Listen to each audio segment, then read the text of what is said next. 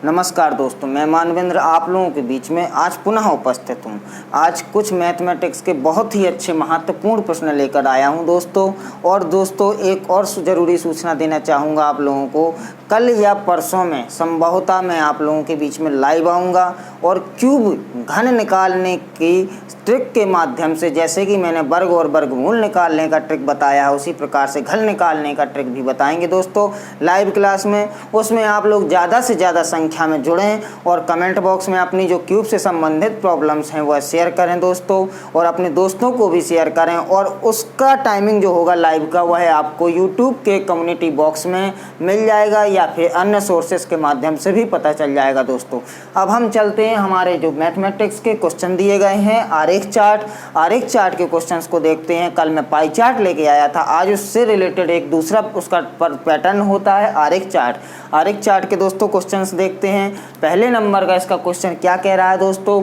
पहले नंबर का क्वेश्चन कह रहा है कि किस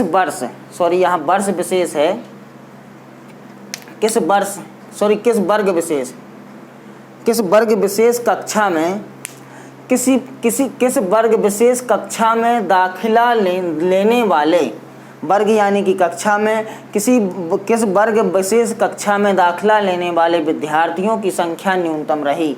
यहाँ पर पाई चार्ट दिया गया है। यह जो आपको ग्राफ दिख रहे हैं बने हुए दोस्तों, चार्ट के आरेख दिख रहे हैं दोस्तों, तो यह यहाँ पर दोस्तों वर्ष ही होगा। यह वर्ष है, वर्ष विशेष है, क्योंकि वर्ष जो दिए गए हैं इनकी चर्चा चल रही है कि किस वर्ष विशेष में कक्षा में जो दाखिला ले रहे हैं या छात्रों की संख्या है। यहाँ से 20 से शुरू होगा दोस्तों, 20, 40, 50, 60, 70, 80, 90, 100, 110, 120। यह दोस्तों यहाँ पर इन लोगों ने संख्या दी है, छात्रों की संख्या है, और यह दोस्तों वर्ष दिए गए, यह छात्रों की संख्या है, यह वर्ष दिए गए हैं।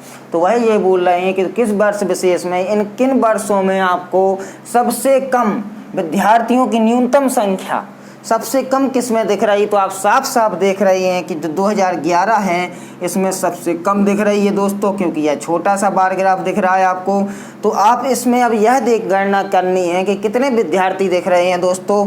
तो इसको हम देखेंगे दोस्तों, तो यह जो इस लाइन से जाएंगे यहाँ पे डॉट डॉट डॉट डॉट करते हुए यह हमारा दोस्तों 20 पर जा रहा है। यहाँ पर 20 है, यह 20 पर जा रहा है, यानी कि न्यूनतम संख्या पहले में 2011 में 20 थी, सबसे कम थी। जो सबसे छोटा चार्ट आपको दिख रहा है तो इसका ऑप्शन ए सही हो जाएगा दोस्तों।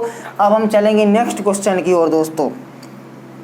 नेक्स्ट क्वेश्चन हमारा क्या कह रहा है दोस्तों? इसका सेकंड नंबर का क्वेश्चन कहता है वर्ष 2010 की तुलना में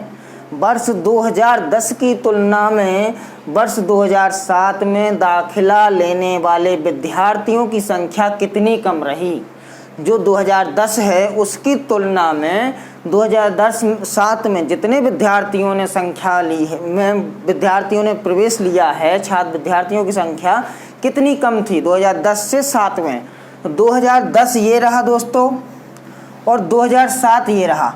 आप देख पा रहे हैं इसका चार्ट यहाँ दिख रहा है, इसका चार्ट यहाँ पे दिख रहा है दोस्तों।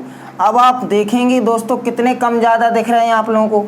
तो इसको देखें दोस्तों, तो यह डॉट डॉट डॉट यहाँ पे करेंगे तो यह दोस्तों 50 के समथिंग दिख रहा है। यहाँ पर 50 है, क्योंकि 20, 40, 50, 60, 70, 80, 90, 100 इसका पैटर्न इस प्रकार से बनाया हुआ है दोस्तों। यह जो है 20 है, अब जो है यहाँ पर 50 आ रहा है।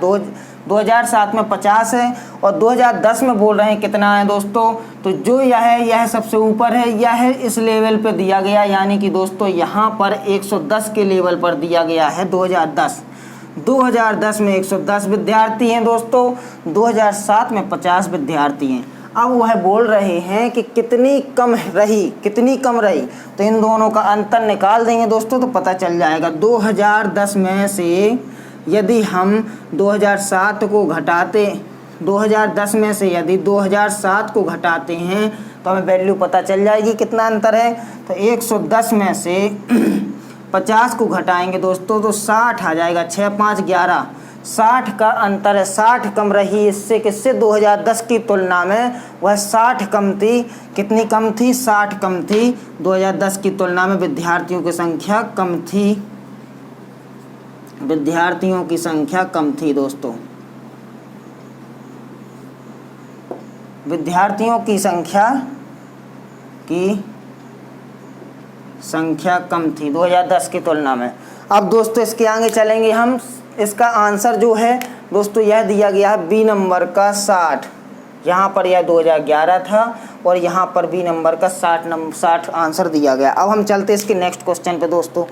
नेक्स्ट क्वेश्चन के चलने के लिए यहाँ पे हमें रेज करे दे रहे हैं दोस्तों। चित्र को इसलिए नहीं रेज करेंगे चार्ट को, क्योंकि उसकी अभी ज़रूरत आगे भी है, उसी से रिलेटेड आगे के क्वेश्चन दिए गए हैं।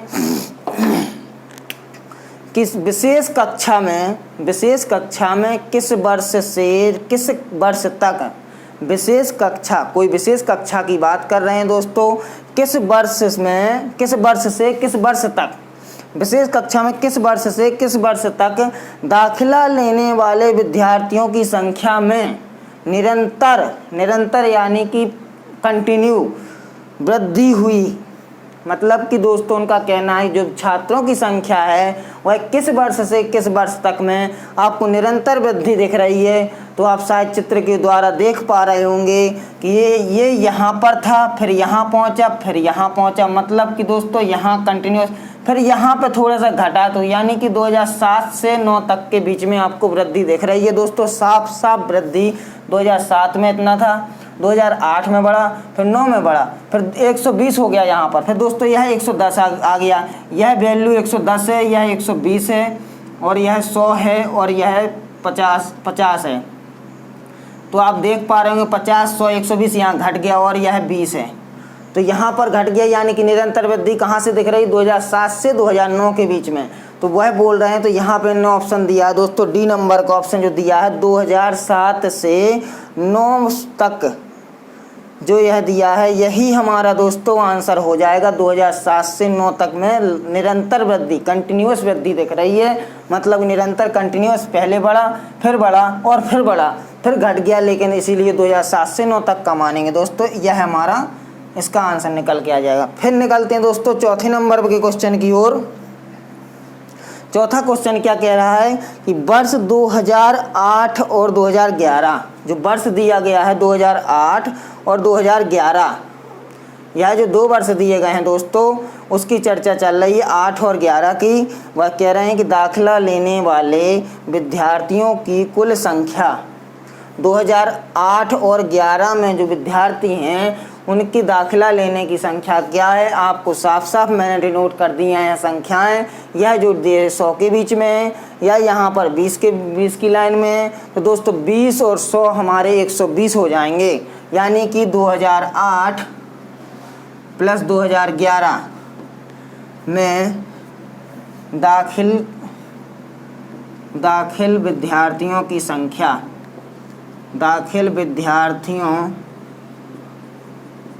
विद्यार्थियों की संख्या बराबर दोस्तों कितना है, 100 प्लस 20।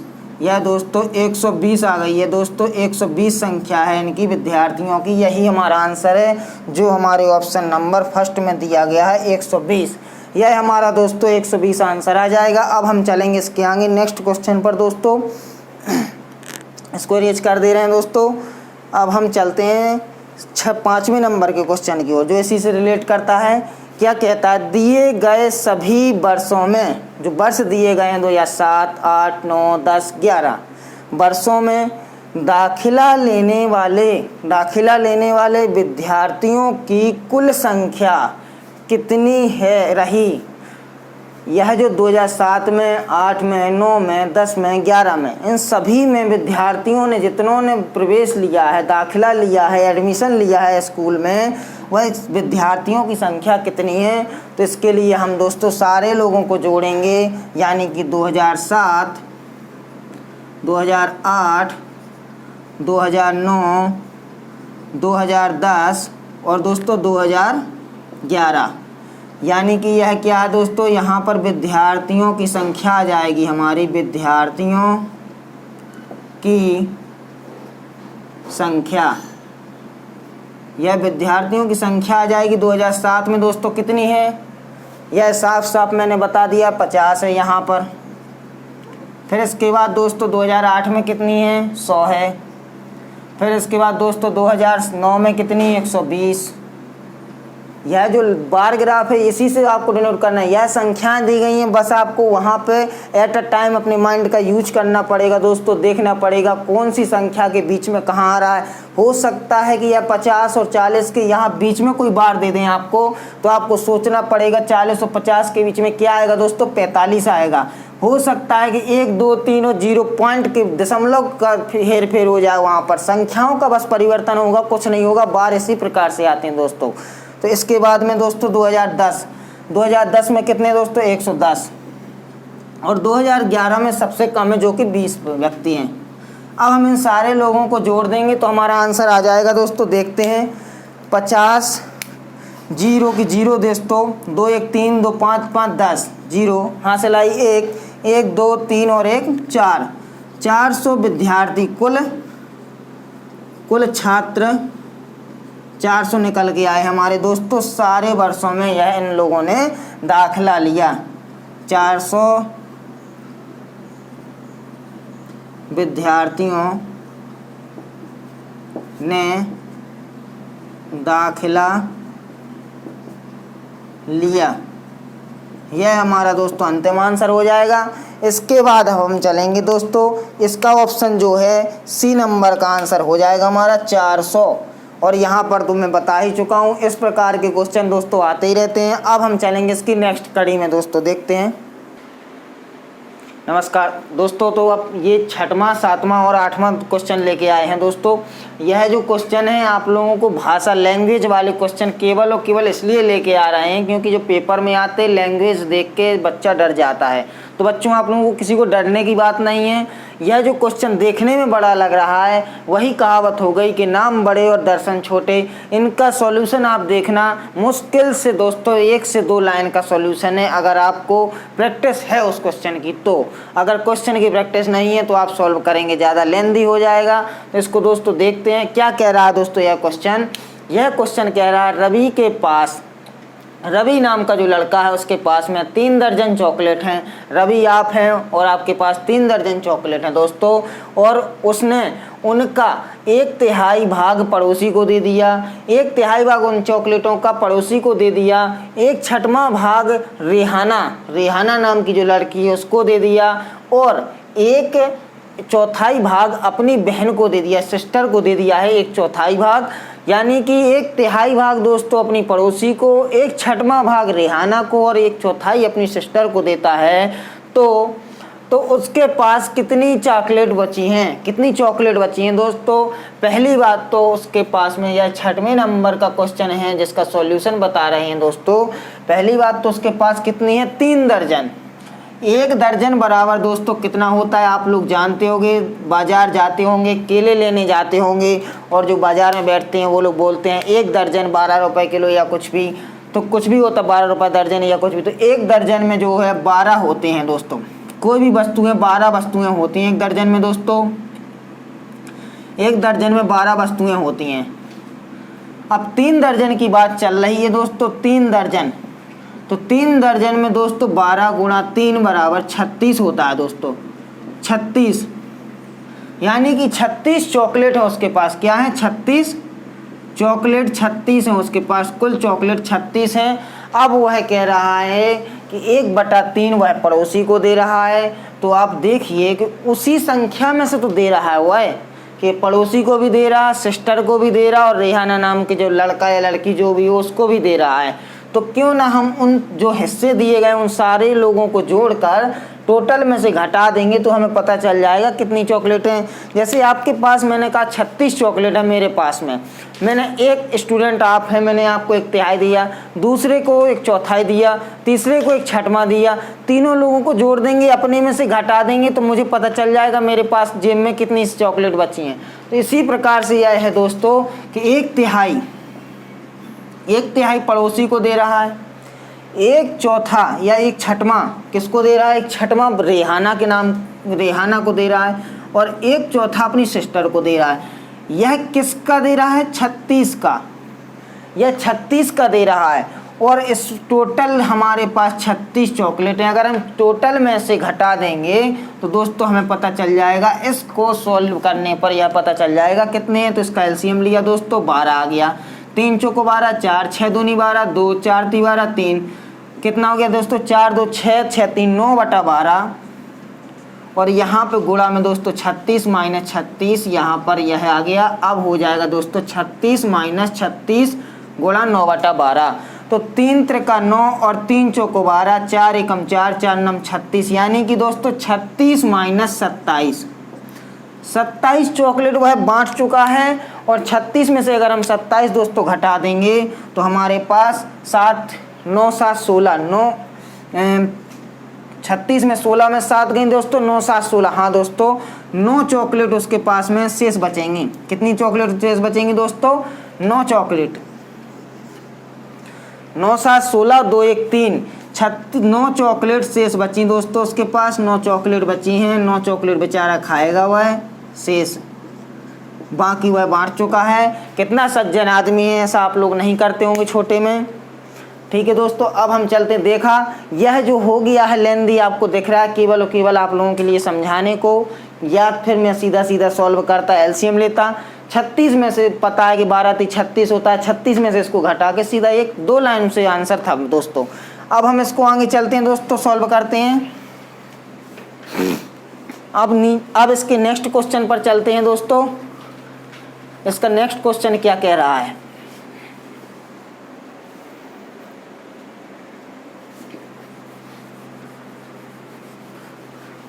और दोस्तों एक और अनुरोध आप लोगों से करूंगा जो नए व्यूअर्स हैं हमारे चैनल को दोस्तों सब्सक्राइब लाइक और शेयर जरूर करें दोस्तों। और जो टेलीग्राम की चैनल की लिंक मिलती है डिस्क्रिप्शन बॉक्स में उस टेलीग्राम चैनल को ज्वाइन कीजिए। ज़्यादा से ज़्यादा दोस्तों को शेयर कीजिए जिससे कि उन दोस्तों को भी प्रॉफिट हो सके हमारी क्लास का। अब हम चलते हैं दोस्तों 7वें नंबर के क्वेश्चन की ओर। 6वां हमारा हो चुका है। 7वां क्वेश्चन क्या कह रहा है एक ताज़ा मछली यानी कि जो फ्रेश फिश है वो निकाली गई है समुद्र से या कुएं से जहाँ से भी ताज़ा मछली को सुखाने पर उसका एक भार 1/3 रह जाता है। एक ताज़ा मछली को सुखाने पर उसका भार 1/3 रह जाता है। सुनीता 1500 किलोग्राम ताज़ा मछली ₹25 प्रति किलोग्राम के भाव से खरीद कर उनको सुखाकर 80 रुपये प्रति किलोग्राम के भाव से बेच देती है। इस प्रकार वह कमाती है। वह दोस्तों 25 की किलो खरीदती है और 80 की बेच रही है। साफ साफ दिख रहा है कि उसको लाभ हो रहा है। और यहाँ पर भी कह रहे हैं कि इस प्रकार वह कमाती है। रुपए पूछ रहे हैं कितने रुपए कमाती है दोस्तों। इसको सॉल्व करेंगे हम 7वें नंबर के क्वेश्चन को। 7 नंबर का क्वेश्चन का सॉल्यूशन देखते हैं दोस्तों क्या कह रहा है। यह कह रहा है एक ताज़ा मछली को सुखाने पर 1/3 रह जाती है और सुनीता 1500 का पहले नंबर तो उसने 1500 ताज़ा मछली खरीदी है। तो मछली बराबर कितनी है दोस्तों 1500। अब वह कह रहा है कि सुखाने पर जो है दोस्तों सुखाने पर कितनी बच रही हैं। सुखाने पर 1/3 हो जाती हैं। सुखाने पर 1500 का 1/3 कितना हो गया दोस्तों 500 हो जाएगा। 3 5 15 और 0 का 0 500 आ गई। 500 मछली उसकी बचती है सुखाने पर और ये फ्रेश मछली 1500 है। अगर वह खरीद रही है 1500 मछली 25 रुपये 1500 किलो यह केजी है मछली और यह 500 केजी बची हैं। यह 1500 किलो मछलियां हैं और यह 500 केजी बची हैं। 1500 किलो यदि आप 1 किलो शक्कर 40 रुपये में खरीद रहे हैं तो 3 किलो कितने की खरीदेंगे दोस्तों 120 रुपये की। तो 1500 किलो मछलियां वह 25 के भाव से यानी कि 25 रुपये किलो खरीद रहा है तो 1500 किलो कितने की खरीदेगा। तो दोस्तों हम कुल रुपए निकाल लेंगे। कुल क्रय मूल्य निकाल लेंगे कि दोस्तों 1500 गुणा 25 निकाल सकते ना दोस्तों। तो 15 दूनी 30 और 15 पना 75। तो दोस्तों 2 जीरो के 2 जीरो 37,500 हो जाएगा। कैसे हो जाएगा देखिए दोस्तों 2 जीरो लिख दी मैंने। 15 दूनी 30 यानी कि दोस्तों यहाँ पर 30,000 तो वैसे ही हो रहा है क्योंकि इसका एक जीरो बन जाएगा और वो बन जाएगा और 15 पना 75 उसको यहीं से जोड़ देते हैं या फिर आप सीधा करके भी देख सकते 25 पंच 125 12 25 से कम 25 और 12 37 यह भी हो सकता है। 37,500 वह क्या है उसका मूल्य है। यह क्रय मूल्य कितना है दोस्तों 37,500। यह CP cost price cost price है इसकी, है सीपी कॉस्ट प्राइस है या क्रय मूल्य, कुछ भी बोल सकते हैं दोस्तों। अब वह कह रहा 80 रुपए के भाव से, अब जो सुखा दी उसको पहले नंबर तो उसने सुखाने पर, उनको सुखाकर 80 रुपए प्रति किलो, सुखाने पर कितनी बची, 1500 किलो की 500 किलो, 500 किलोग्राम सुखाने पर जो मछलियां बची हैं, तो वह विक्रय मूल्य 80 रुपए के भाव से बेच रहा है। तो हम विक्रय मूल्य बराबर विक्रय मूल्य यानी कि एसपी सेलिंग प्राइस कितना है दोस्तों, 500 किलो का हम 80 के भाव से बेच रहे हैं दोस्तों। तो हम निकाल लेंगे 8 5 40, 40,000 निकल के आ गया दोस्तों। 40,000 उसका विक्रय मूल्य है, 37,500 क्रय मूल्य है। तो आप लाभ आपको साफ साफ दिख रहा है, प्रॉफिट, लाभ या प्रॉफिट जो भी बोलें आप दोस्तों, साफ साफ दिख रहा है। 40 में से 37,500 घटाएंगे 2500 आ जाएगा। आप घटाकर भी देख सकते हैं, 40 में से 37,500 घटाएंगे 0 0 5 12 में 10 में से 8 गई 2 और 4 में से कुछ गई, 2500 रुपये उसे लाभ हुआ है। लाभ रुपये 2500 का हो गया दोस्तों लाभ। इसका आंसर 2500 आ चुका है दोस्तों। यह हमारा सॉल्व हो चुका है, यही हमारा अंतिम आंसर है 2500 रुपये। 2500 का लाभ हुआ है यह दोस्तों लाभ।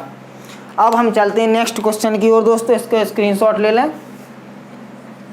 अब चलते हैं हम 8वें नंबर के क्वेश्चन की ओर दोस्तों। क्या कह रहा है वह क्वेश्चन,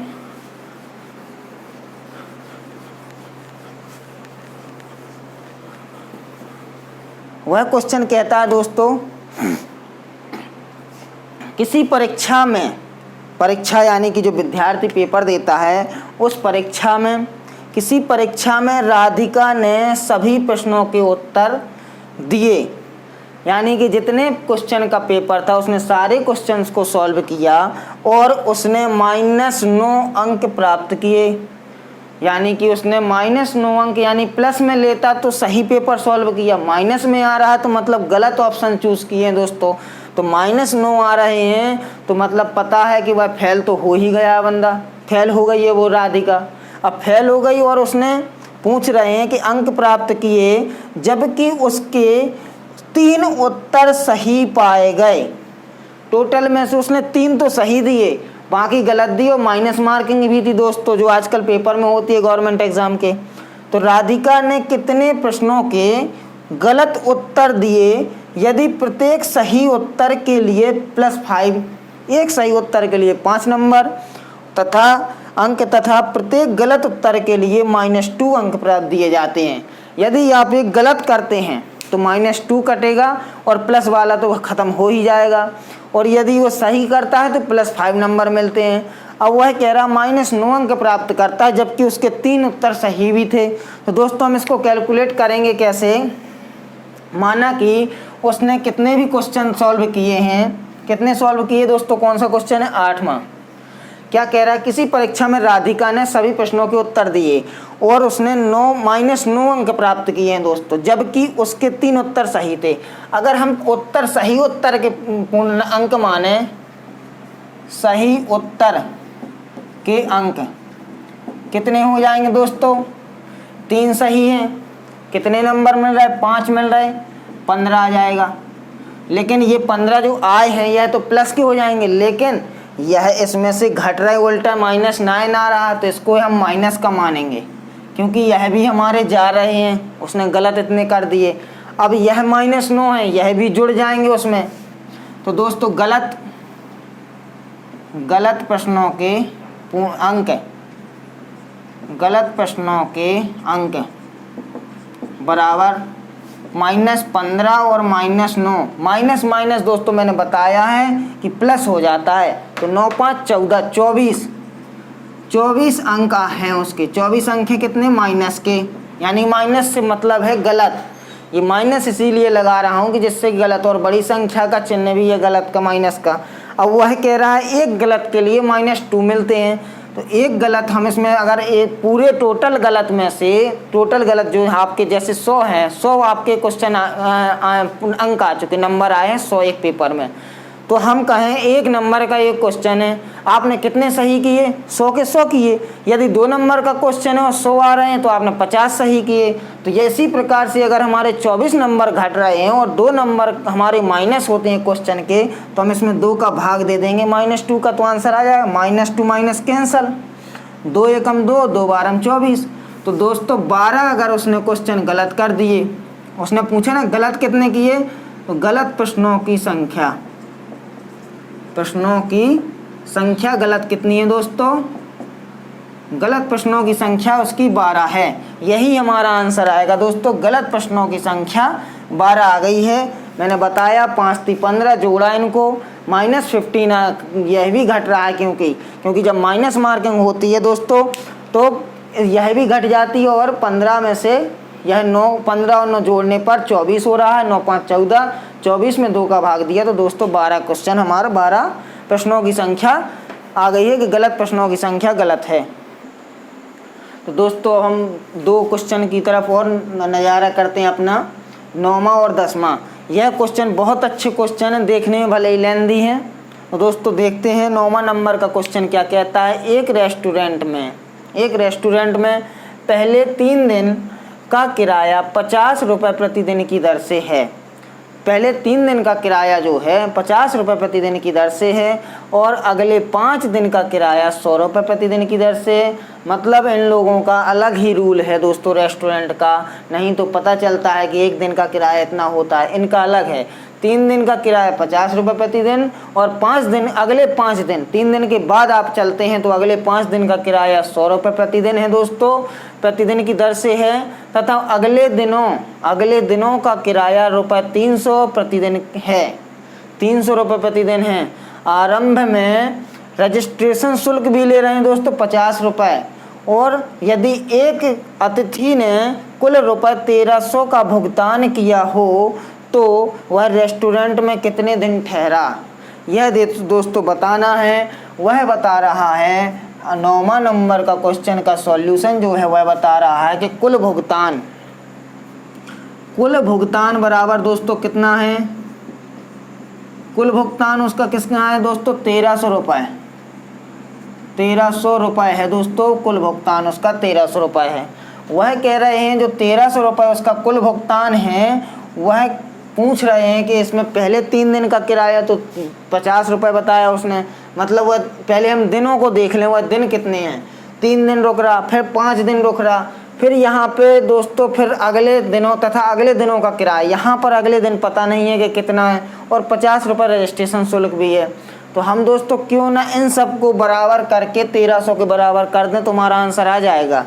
देखते हैं किस प्रकार से। जैसे कि उसने कहा रजिस्ट्रेशन शुल्क, पहले तो हम रजिस्ट्रेशन शुल्क लेते हैं दोस्तों 50 रुपये। रजिस्ट्रेशन शुल्क जो है, रजिस्ट्रेशन शुल्क यानी कि दोस्तों फीस, रजिस्ट्रेशन फीस कितनी है दोस्तों 50 रुपये प्लस। फिर वह कह रहा है कि पहले 3 दिन का किराया, पहले 3 डेज फर्स्ट 3 डेज या कुछ भी लिखते हैं, 3 डेज का किराया कितना है दोस्तों 3 गुणा 50 रुपये की दर से, तो 3 गुणा 50 कर दें धन। फिर दोस्तों अगले 5 दिन का किराया 5 डेज का किराया कितना है दोस्तों 5 दिन का कितने रुपये प्रतिदिन 100 रुपये प्रतिदिन ले रहा हुआ है। और फिर दोस्तों अगले दिनों का नेक्स्ट डेज पता नहीं हुआ है कितने हैं, नेक्स्ट डेज कितने हैं हमारे पता नहीं कितने हैं, x मान सकते दोस्तों हम, x का 300 रुपये के हिसाब से, और बराबर यह आ जाएगा। तो हम इनका सॉल्यूशन करते हैं दोस्तों। यह हमारा खर्चा निकल रहा है और टोटल इसके बराबर होगा। तो पहले इसको सॉल्व करते, 50 धन 5 × 15 150 धन 100 × 500 धन और 300x बराबर 1300। यह दोस्तों हमारा आ चुका है बराबर 1300 के। अब हम इसको जोड़ेंगे तो 500 150 50 कितना 200 200 500 700 700 धन 300x 700 धन 300x बराबर 1300। क्यों ना दोस्तों हम 300x बराबर यह यहाँ प्लस का इस साइड माइनस का हो जाएगा -700। क्योंकि यह चर और अचर संख्या जो होती हैं एक्स वाली, और यह इसकी दोस्तों नॉर्मल संख्या है, यह एक्स वाला सिस्टम। तो एक्स वाले को अलग लेंगे और नंबर्स को अलग करेंगे। तो नंबर्स में से नंबर्स को घटा दिया तो आ गया दोस्तों 600। अब 300x जो है वह x बराबर 600/2 आ गया, वो 300। तो इसको काटेंगे, 300 दूनी 200, x बराबर हमारा 2 आ गया है। अब हम देखेंगे कितने दिन ठहरा है। पहले वह 3 दिन ठहरा, 5 दिन ठहरा, यहाँ पर हम x है तो 2 और जोड़ दें, 5 3 8 2 10, यानी कि 3 दिन 5 दिन धन x की जगह पे 2 दिन। यह कुल दिन कितने दिन ठहरा, कुल दिन ठहरा, यह दोस्तों हमारे दिए गए हैं। इनका आंसर आ गया 10 दिन, क्योंकि 5 3 8 और 2 10, 10 दिन वह ठहरा है रेस्टोरेंट में। रेस्टोरेंट में 10 दिन ठहरा है वह रेस्टोरेंट में। ठीक है दोस्तों, यही हमारा आंसर है, आखिरी अंतिम आंसर है, 10 दिन ठहर चुका है वह रेस्टोरेंट में। अब हम चलते हैं नेक्स्ट क्वेश्चन की ओर दोस्तों, इसका स्क्रीनशॉट आप लोग ले लीजिए। अब चलते हैं नेक्स्ट क्वेश्चन की ओर, जो हमारा आखिरी क्वेश्चन है दोस्तों, 10वें नंबर का क्वेश्चन। उसको आप लोग जब तक पढ़ें, मैं जब तक इसको रेज कर रहा हूँ।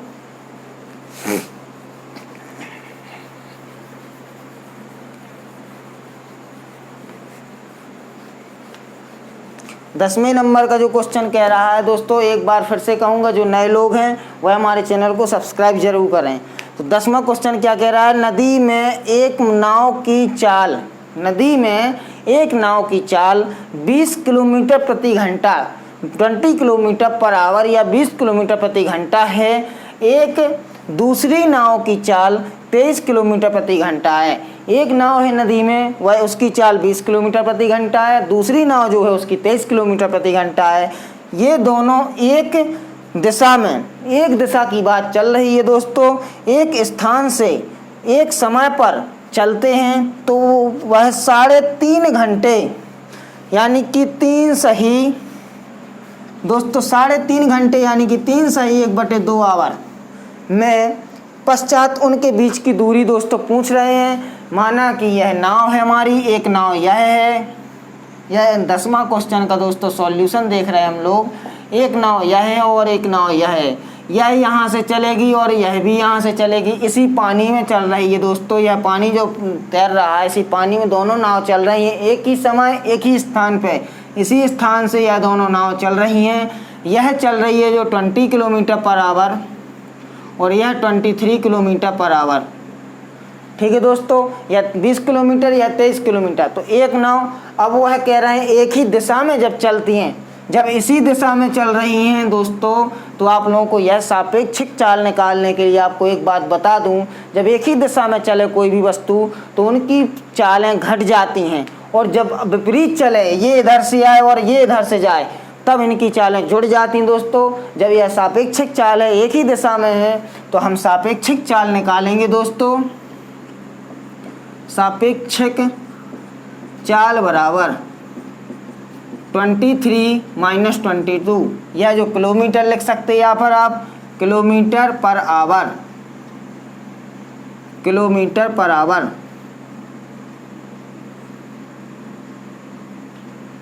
और यह -20 किलोमीटर पर आवर। यह दोस्तों हमारा है कि इसको निकालेंगे तो 23 में से 20 घटाएंगे तो 3 किलोमीटर प्रति घंटे हमारी सापेक्षिक चाल निकल के आई है। वह कह रहे हैं कि 3.5 घंटे पश्चात उनके बीच की दूरी। अब बहुत ही आसान हो चुका है, मैंने जब बताया था चाल बराबर दूरी बटे समय या समय बराबर दूरी बटे चाल, और जब दूरी पूछी जा रही है तो दूरी बराबर चाल गुणा समय। तो यहाँ पर वही फॉर्मूला लगा देंगे दोस्तों, दूरी बराबर चाल गुणा समय। यहाँ पर वही फॉर्मूला लगा देंगे तो हमें पता है हमारी चाल 3 किलोमीटर प्रति घंटा है, दूरी पता नहीं है, चाल हमारी 3 किलोमीटर प्रति घंटा है, समय कितना है 3 सही 1/2, 3 सही 1/2 यानी कि 3.5 घंटे। तो इसको दोस्तों सही बटा को तोड़ेंगे, 3 दूनी 6 1 7/2, तो यानी कि दोस्तों 3 गुणा 7/2, 2 से दोस्तों नहीं कटेगा, यह इसको करना पड़ेगा सॉल्व। तो इसको कैसे करेंगे, 7 × 21/2, 21/2 करेंगे, 21 का आधा कितना होता है, किस प्रकार निकालेंगे, 20 का आधा दोस्तों 10, 1 का आधा 5.5, तो दोस्तों 10.5 यह हमारा क्या है, दूरी आ जाएगी किलोमीटर, क्योंकि किलोमीटर की गणना हो रही है। तो दोस्तों 10.5 जो है किलोमीटर आ गया, या फिर आप भाग देते 2 एकम 2, 0 की 0, 2 5 10 यह आता है, या फिर इस हिसाब से 20 का आधा 10। मैंने कहा है आप जितना तोड़ सके उतना तोड़िए, उतना ही सरल होगा। तो 10.5 हमारा अंतिम आंसर आ चुका है, यह किलोमीटर दूरी तय करता है दोस्तों, तय दूरी, उनके बीच की तय दूरी दोस्तों, बीच की दूरी यह हमारी 10 किलोमीटर है दोस्तों, यही हमारा अंतिम आंसर है। अब हम चलते हैं दोस्तों, यहीं तक हमारे लास्ट क्वेश्चन होते हैं, और जो नए लोग हैं वह हमारे चैनल को सब्सक्राइब करें, लाइक करें और शेयर करें, और डिस्क्रिप्शन बॉक्स में दोस्तों टेलीग्राम चैनल की लिंक मिलेगी, तो उस चैनल को भी ज्वाइन कीजिए। और इसी प्रकार की हो सकता है, मैंने आप लोगों को पहले भी बताया और बाद में भी सूचना दे रहा हूं कि कल या परसों में संभवतः मैं आप लोगों के बीच में लाइव आऊँगा, क्यूब घन निकालने की श्रृंखला लेके आऊँगा। जैसे वर्ग और वर्गमूल लेके आया उसी प्रकार से घन निकालना। घन का मतलब है कि एक क्यूब, यानी कि कोई भी संख्या दी गई हो उसका क्यूब निकालना, a गुणा a। यहाँ पर तो आसान हो जाता है, यदि 2 का है 2 दूनी 4 दूनी 8, लेकिन जब बड़ी संख्याएं दी जाएंगी तो उसको कैसे सॉल्व करेंगे, उसको निकालना बहुत आसानी से बताएंगे दोस्तों, मात्र 10 से 20 सेकंड में आप लोग सॉल्व कर पाएंगे उसको दोस्तों, बहुत अच्छी ट्रिकों के साथ में। तो दोस्तों जब मैं लाइव आऊं तो आप लोग उस लाइव क्लास को ज़रूर ज्वाइन करें, और कमेंट बॉक्स में मैं अपनी अटेंडेंस दें कि मैं यहाँ पर आ चुका हूँ। तो दोस्तों अब चलते हैं, आज हमारी लास्ट होती है क्लास। थैंक यू, जय हिंद, जय भारत।